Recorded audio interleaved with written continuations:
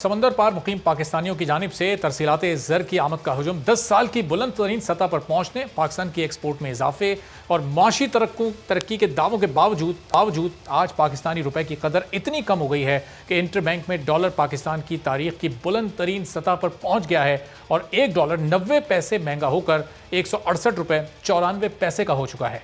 तहरीक इंसाफ की हुकूमत आने के बाद से अब तक डॉलर 48 रुपये महंगा हुआ है। अगस्त 2018 में डॉलर 121 रुपये की सतह पर था, जो 2020 में 168 रुपये 43 पैसे की सतह पर पहुंच चुका था। फिर हुकूमत और स्टेट बैंक की मुदाखलत के बाइस डॉलर 154 रुपये तक आया। ताहम मई 2021 से डॉलर एक बार फिर ऊपर जाना शुरू हुआ, जो आज 168 रुपये 94 पैसे और ओपन मार्केट में 169 रुपये 80 पैसे का हो गया है। तो 7 मई से अब तक डॉलर 17 रुपये 64 पैसे महंगा हो चुका है, यानी सिर्फ 4 माह के दौरान डॉलर 10.5% महंगा हुआ है, जिससे पाकिस्तान के बैरूनी कर्जों के बोझ में 2000 अरब रुपए का मजीद इजाफा हो गया है। अब पाकिस्तान तहरीक इंसाफ की हुकूमत ने मुल्की कर्जों में कमी लाने का वादा किया था, लेकिन इन 3 सालों में कर्जों में 60% यानी 14,907 अरब रुपए का इजाफा देखने में आया है और जून 2021 में पाकिस्तान का अंदरूनी और बैरूनी कर्जा 39,859 अरब रुपए पर पहुंच चुका था, जो मजमूई तौर पर मुल्क की पैदावार यानी जीडीपी का 83.5% है।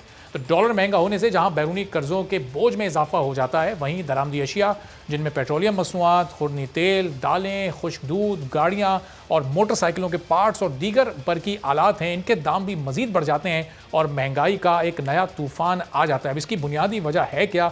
ये हुकूमत माशी तरक्की के दावे कर रही है, लेकिन डॉलर है। इसकी वजह जानते हैं। शाहिद हसन सिद्दीकी साहब माहिर माशियात हमारे साथ मौजूद हैं। शाहिद साहब, ये आसान लफ्ज़ों में डॉलर के ऊपर जाने की और रुपए की बेकदरी की बुनियादी वजह है क्या? रेमिटेंसेज इस वक्त बढ़ रही हैं, हुकूमत एक्सपोर्ट्स रिकॉर्ड होने का दावा कर रही है और इसके अलावा माशी तरक्की के तमाम अशारिया हुकूमत बता दी है मुस्बत समत में, फिर डॉलर क्यों ऊपर जा रहा है?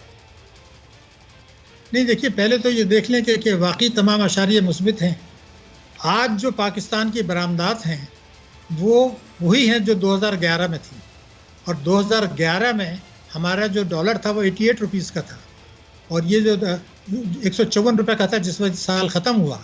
तो इतनी ज़बरदस्त कमी के बावजूद हमारी 10 बरसों में बरामदात नहीं बढ़ी और इसी मुद्दत में पाकिस्तान की जो बाहर से तरसीलात हैं उसमें 18 अरब डॉलर का इजाफा हुआ है। लेकिन ये मैं आपको बता दूं, यही खराबी की जड़ है। दुनिया का मुझे कोई एक आप मुल्क बता दीजिए जिस मुल्क में रेमिटेंसेस ज़्यादा हों और बरामदात कम हों। ये इस्लामी जमहूरिया पाकिस्तान है। आप भारत देख लीजिए, बांग्लादेश देख लीजिए, दूसरे ममालिक देख लीजिए। हम अब से 3 साल पहले तक हमारी बरामदात ज़्यादा होती थी, रेमिटेंसेस कम। यही जड़ है खराबी की। अब मैं आपसे बताता हूँ, स्टेट बैंक ने 3 वर्षों में कम से कम 100 टाइम्स कहा है कि ये जो तरसीलात आ रही हैं ये कारकुनों की तरसीलात हैं, ये लेबर्स की तरसीलात हैं। हालांकि देखिए, ये जो तरसीलात आ रही हैं बड़े बड़े अमाउंट्स की ज़्यादा हैं। अगर 3 सालों में 74 अरब डॉलर की तरसीलात आई हैं पाकिस्तान में, जो रिकॉर्ड है, और पिछले साल की इसी मुद्दत से 15 अरब डॉलर ज़्यादा हैं, तो अगर ये 74 अरब डॉलर यहाँ आके रुक जाते तो फिर इसका तो मईशत में इम्पैक्ट आना चाहिए था। अब हुआ ये था कि इसमें कारकुनों की तरसीलात हैं 14 अरब डॉलर, बाकी बड़े बड़े अमाउंट की तरसीलात हैं। कारकुन तो बेचारे $500 महीने का भेजते हैं, $600 महीने का भेजते हैं। ये बड़ी बड़े अमाउंट की तरसीलात हैं और ये इनकम टैक्स ऑर्डिनेंस 111(4) के तहत है, जिसमें से कि पाकिस्तान से बाहर पैसा जाता है हुंडी से हवाले से, वो नाजायज़ पैसा होता है। वो जब पाकिस्तान वापस आता है रेमिटेंसेस के जरिए तो 111(4) के तहत स्टेट बैंक के अलावा कोई पूछ नहीं सकता। तो आजकल दुनिया में सख्ती है। आपने देखा कि हमने कमिट किया IMF से कि हम एडमिनिस्ट्रेटिव रिफॉर्म्स करके अपनी जो है वो टैक्सेस बढ़ाएंगे। तो एक ये सिलसिला बढ़ा है कि पैसे बाहर जाके वापस आ रहे हैं। क्वेश्चन कोई पूछ नहीं सकता, ना SI पूछ सकता, ना FI। तो जैसे मैंने कहा, दुनिया वाहिद मुल्क जहाँ तरसीलात बढ़ी हैं, इसमें टैक्सों की मद में कई 100 अरब रुपए का नुकसान हो रहा है। एक फिगर मैं आपको दे दूँ, सुप्रीम कोर्ट में ये बताया गया था कि एक साल में अगर पाकिस्तान में 19.9 बिलियन डॉलर यानी अगर 20 अरब डॉलर की तरसीलात आई तो कानूनी तरीके से 20 अरब डॉलर पाकिस्तान से 15 अरब डॉलर बाहर चले गए। अब देखिए, गौर करने की बात है इस पर। हुकूमत को 20 अरब डॉलर रेमिटेंसेज आई जिसमें आपको टैक्सों का भी नुकसान हुआ और 15 अरब डॉलर तो कानूनी तरीके से बाहर चले गए। तो शाहिद साहब ये जो सूरत हाल जो आप बयान कर रहे हैं, पिछले 4 महीने से ये डॉलर 10.5% बढ़ चुका है, इसमें 17 रुपये इजाफा हो गया, तो ये अगले 4 महीने ये मजीद बढ़ेगा या इस सिचुएशन में हुकूमत कहीं इसको स्टेबल करने की पोजीशन में है?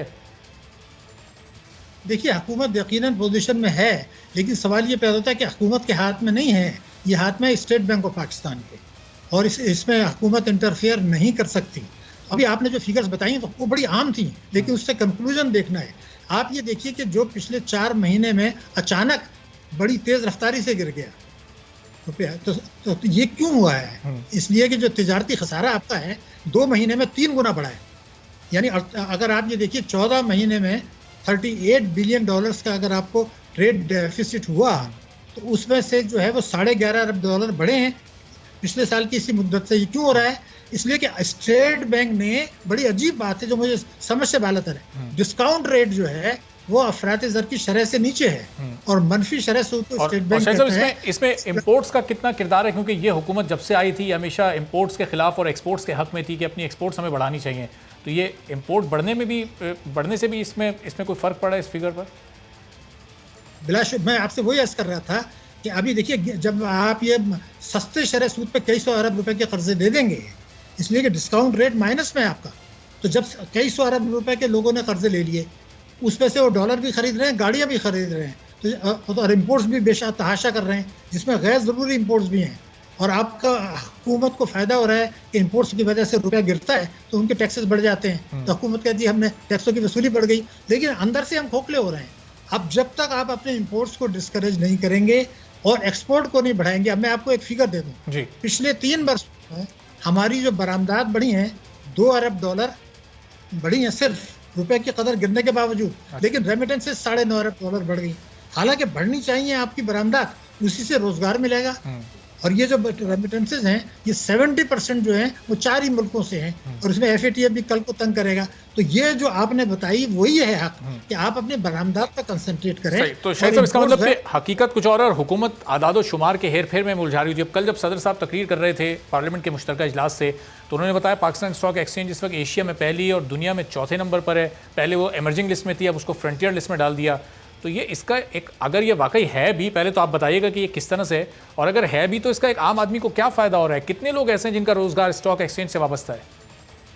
नहीं, देखिए इसमें 2 पहलू हैं। पहले मैं आपको बड़ा वाज़ेह कर दूँ, सदर पाकिस्तान जो है वो वफाक की अलामत है, और पाकिस्तान में जो तकरीर वो करते हैं रिवायती तौर पर वो हुकूमत लिख के देती है, वो उसके मुताबिक तकरीर करते हैं, ये तो मैं आपको बता दूँ।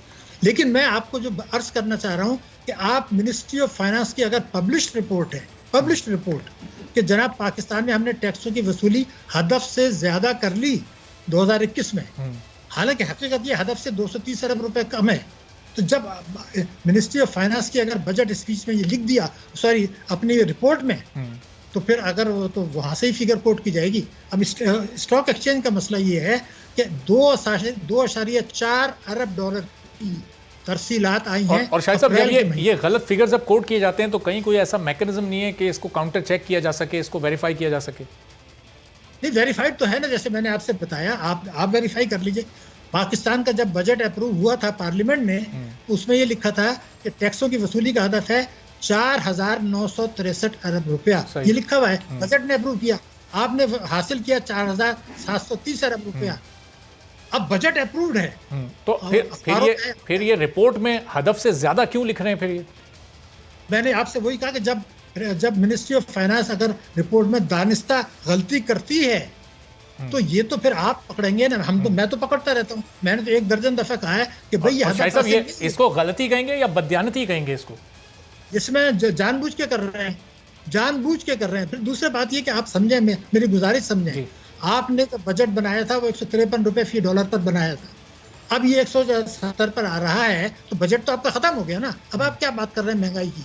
दूसरा ये था कि बजट में तो ये लिखा था कि 570 अरब रुपया सूबे फाजिल देंगे, अखराजात रोक लेंगे अपने पैसे की, ताकि हमारा बजट खसारा कंट्रोल हो।